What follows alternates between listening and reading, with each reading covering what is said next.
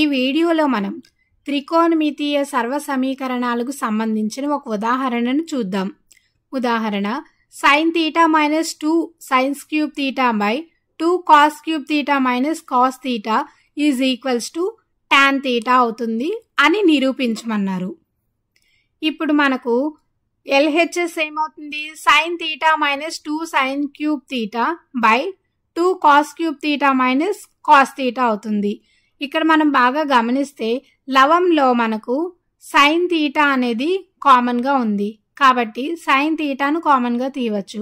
అలాగే హారంలో చూడండి cos θ అనేది కామన్గా ఉంది కాబట్టి హారంలో మనం cos θను కామన్గా రాయవచ్చు. ఇప్పుడు LHS ఈజ్ ఈక్వల్స్ టు లవంలో sin θను కామన్గా తీయగా sin θ into 1 minus 2 sin square θ by హారంలో cos θను కామన్గా తీయగా 2 cos స్క్వేర్ θ మైనస్ 1 అవుతుంది. ఇప్పుడు మనకేం తెలుసు? sin θ by cos θ is equals to tan θ అవుతుంది అని మనకు తెలుసు. కాబట్టి ఈ సమీకరణంలో మనం sin θ బై cos θను tan θగా రాయవచ్చు. tan θ into 1 minus 2 sin square θ by 2 cos square θ minus 1 అవుతుంది. ఇప్పుడు మనం లవంలోను మరియు హారంలోను చూస్తే ఒక దాంట్లో sin స్క్వేర్ θ ఉంది మరియు హారంలో cos స్క్వేర్ θ ఉంది. ఈ రెండింటిని మనము ఏదో ఒక రూపంలో రాసుకోవచ్చు. అంటే sin స్క్వేర్ θలో అయినా రాయవచ్చు లేదా cos స్క్వేర్ θలో అయినా రాయవచ్చు. ఇప్పుడు మనము sin square θ is equals to 1 minus cos square θ అనే సమీకరణాన్ని దీంట్లో మనం ప్రతిక్షేపిద్దాం.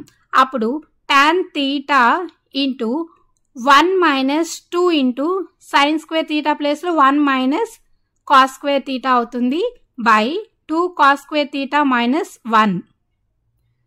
ఇప్పుడు tan θ ఇంటూ 1 మైనస్ 2 ఇంటూ 1 మనకు 2 అవుతుంది plus 2 cos square θ by 2 cos square θ minus 1 అవుతుంది. ఇక్కడ చూస్తే మనకు tan θ ఇంటూ 1 మైనస్ 2 ఏమవుతుంది? మైనస్ 1 అవుతుంది. అప్పుడు మనం 2 cos స్క్వేర్ θను ముందు రాద్దాం. అప్పుడు 2 cos స్క్వేర్ θ మైనస్ 1 అవుతుంది బై 2 cos స్క్వేర్ θ మైనస్ 1. అంటే లవము మరియు హారము సమానంగా ఉన్నాయి. ఒకదానికొకటి క్యాన్సిల్ అయితే మనకు tan θ వచ్చింది. అంటే మనం నిరూపించాల్సిన RHS tan θ వచ్చింది. కాబట్టి మనం LHS ఈజ్ ఈక్వల్స్ టు RHSగా రాయవచ్చు.